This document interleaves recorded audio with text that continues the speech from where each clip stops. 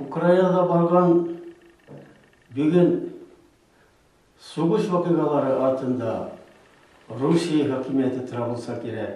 Bu turda indi matbuatta da yazdılar, televizyonda da informasiya var, internette da informasiya var. Bunu bilve bütün dünya bile ama Rusya hakimiyeti üzerine tanımıyor. Buna fevral azabında, bu yılın fevral azabında Rostov ülkesinde Евразия Yaşlar Birliği degan uyuşma mobilizatsiyalagan. Elbette ijtimoiy uyuşma olarak Donetsk'da baratirgan protest aksiyalarında katnaşan kişiler jigan. Şul kişiler sınırından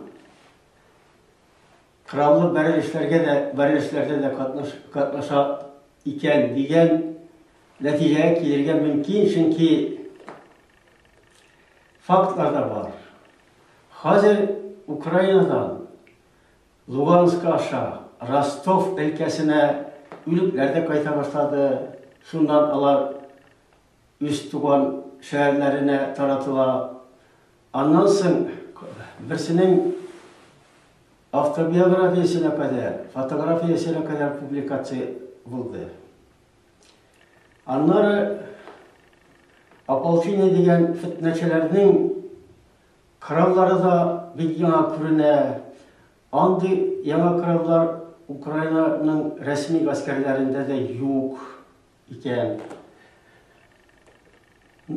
Şu Karabastan, Rusya hakimiyetinin vekilleri her vakit bizning askerler anda yok, askerler yok, kişiler var.